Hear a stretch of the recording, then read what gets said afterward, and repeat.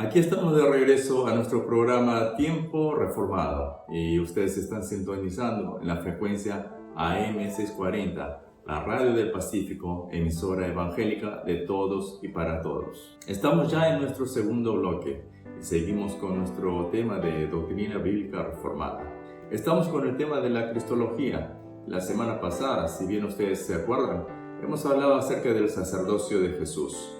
Hemos visto que Jesús, siendo Hijo de Dios, entregó su propio cuerpo como el sacrificio más perfecto y como el perfecto sacerdote, ¿verdad? Para así pagar la pena de nuestro pecado.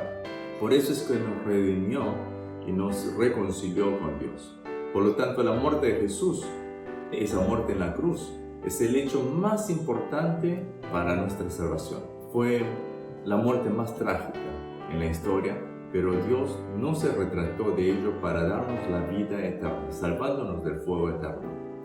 Entonces podemos nosotros concluir que aparte de la muerte de Jesús en la cruz, no hay otro camino para nuestra salvación. Entonces hoy vamos a enfocarnos en este mismo tema, donde podríamos también titular la clase de hoy como la muerte de Jesús es el hecho de la salvación. Así podremos profundizar un poco más acerca del significado de la muerte de Jesús. En primer lugar, la muerte de Jesucristo en la cruz fue un sacrificio perfecto para la expiación. Así como hemos dicho la semana pasada, la muerte de Jesucristo en la cruz fue el sacrificio perfecto para la expiación de nuestros pecados. Hebreos 10, 11 al 14 nos relata acerca de la muerte de Jesús y dice así: y ciertamente todo sacerdote está día tras día ministrando y ofreciendo muchas veces los mismos sacrificios, que nunca pueden quitar los pecados. Pero Cristo, habiendo ofrecido una vez para siempre un solo sacrificio por los pecados, se ha sentado a la diestra de Dios, de ahí en adelante, esperando hasta que sus enemigos sean puestos por estrado de sus pies. Porque con una sola ofrenda hizo perfectos para siempre a los santificados. Los sacerdotes del Antiguo Testamento, como dice en los mismos versículos, tenían que ofrecer el mismo sacrificio varias veces por el pecado. Pero nuestro Señor Jesucristo ofreció una vez para siempre un solo sacrificio por los pecados. Qué grandiosa noticia es para nosotros los santos. Primera de Pedro capítulo 3 versículo 18 también nos dice así: porque también Cristo padeció una sola vez por los pecados, el justo por los injustos, para llevarnos a Dios, siendo a la verdad muerto en la carne, pero vivificado en espíritu. Esta expresión, una sola vez por los pecados, se refiere que el padecimiento, la muerte de Jesús, fue tan suficiente de poder expiar el pecado de todos. Esto nos hace saber muy bien que los animales sacrificados en los tiempos del Antiguo Testamento no eran suficientes ni tampoco eran perfectos para limpiar de sus pecados, sino esos animales simplemente estaban mostrando, era una muestra y una imagen del sacrificio que sería Jesucristo. Por eso es que los sacerdotes del Antiguo Testamento no podían entregar un sacrificio perfecto. Sin embargo, el eterno Hijo de Dios, Jesucristo, ha entregado el sacrificio perfecto, sin manchas ni defectos, que es su propio cuerpo. Eso es lo que logró cumplir con un único sacrificio para la expiación eterna. Así que ya no es más necesario ofrecer ofrendas de expiación. El padecimiento de nuestro Señor Jesucristo no termina en un simple padecimiento a un nivel humano, sino que siendo Hijo de Dios y teniendo la deidad, el sufrimiento fue mayor, por lo que obtuvo el efecto de la expiación. Juan el Bautista, cuando vio a Jesús, dijo: he aquí el Cordero de Dios que quita el pecado del mundo. Jesús, siendo el Cordero que Dios había preparado, llega a ser nuestra expiación a través de llevar nuestros pecados y morir. Por lo tanto, si ustedes son creyentes de Jesucristo, sus pecados ya son perdonados. Los pecados del pasado, presente y futuro ya son perdonados en la persona de Jesús. Esto es solamente para los que creen en Él. Después de haber creído en Él, podemos caer y ensuciarnos, pero si confesamos nuestros pecados a Dios, Él está prometiendo que con la sangre de Cristo nos limpiará de todo pecado. Aquí quiero hacer un alto y quiero también agregar una cosa para que no se malinterprete. Que nuestros pecados son del pasado, presente y futuro, que sean perdonados. No nos está dando la libertad para que nosotros podamos seguir pecando. Nosotros tenemos que siempre tratar de abstenernos del pecado, siempre tratar de luchar contra el pecado, pero obviamente que como nosotros somos humanos, todavía somos carne, estamos bien en esta carne, es imprescindible que nosotros estemos en el pecado, o sea, que caigamos en pecado. Sin embargo, la manera, la actitud que nosotros tomamos el pecado ya no puede ser la misma que antes. O sea, nosotros no podemos jugar al pecado, no podemos estar jugando con el perdón de Dios acerca del pecado. Por eso es importante saber de que Dios, por fe, sí, ya nos ha perdonado nuestros pecados del pasado, del presente y futuro. Sin embargo, eso no nos da la libertad. Nuevamente recalco, que no nos da la libertad para que nosotros sigamos pecando libremente. Siguiendo con este tema, nosotros vemos que en Romanos capítulo 8, versículo 1 también nos está diciendo que ya tenemos libertad. ¿Cómo?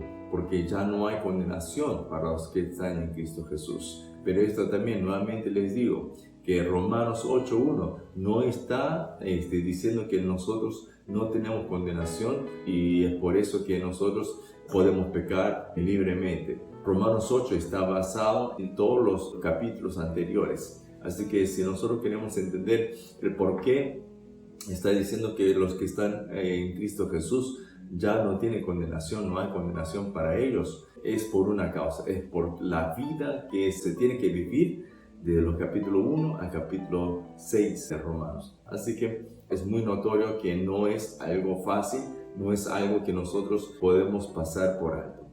Así que, por cuanto los cristianos son personas quienes ya recibieron el perdón de los pecados, deben recordar que están exentos de la ira de Dios, eso sí, pero esto frente al pecado. No hay otra bendición mayor que la que hemos recibido a través de Jesús, al estar exentos del juicio de Dios. En segundo lugar, la muerte de Jesús en la cruz fue una ofrenda de reconciliación. A través de la muerte de Jesucristo, Él es justo y santo. Él ha derramado su sangre en la cruz en favor de los pecadores. Él cumplió la justicia de Dios a la perfección y la ira de Dios entonces se ha apaciguado frente a los pecadores. Por eso es que pudimos nosotros reconciliarnos con Dios. Así vemos en la Biblia menciona que a Jesús como la ofrenda de paz. En 1 Juan capítulo 2 versículo 2 dice así: y Él es la propiciación por nuestros pecados, y no solamente por los nuestros, sino también por los de todo el mundo.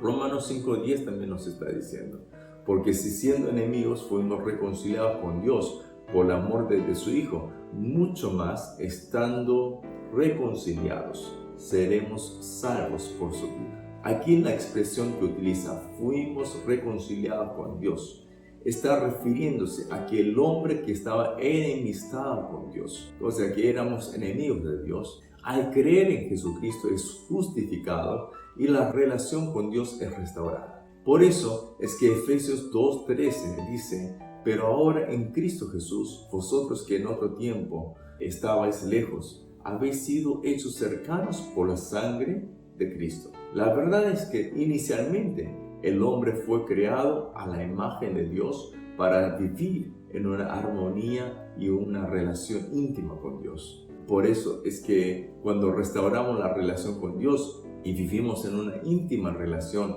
en esa intimidad con Dios, es que hallamos ahí el gozo y la satisfacción.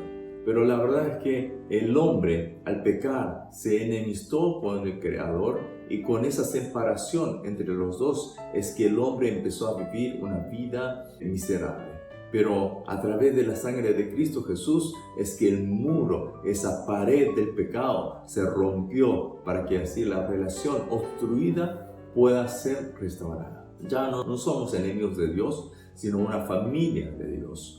Por la razón que los verdaderos creyentes sean reconciliados con Dios, ya tienen acceso libre para encontrarse con el Padre. Si vemos en Mateo 27:51, relata que en el momento que Jesús exhaló, que Él dio su último suspiro y entregó hacia el Espíritu, dice que en ese mismo instante el velo del templo se rasgó en dos.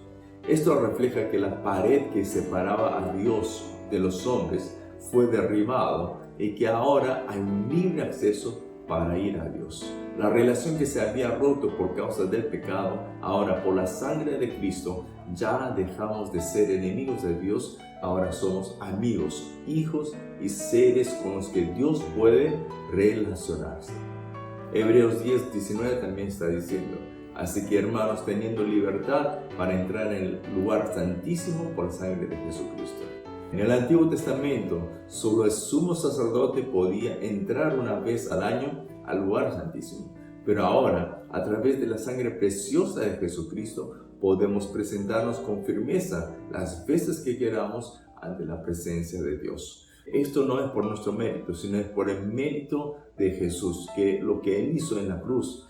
Por ese mérito es que nosotros hemos logrado la reconciliación con Dios, lo que nos da la libertad de poder intimarnos con Él, de poder relacionarnos con Él, de poder tener esa amistad con Él.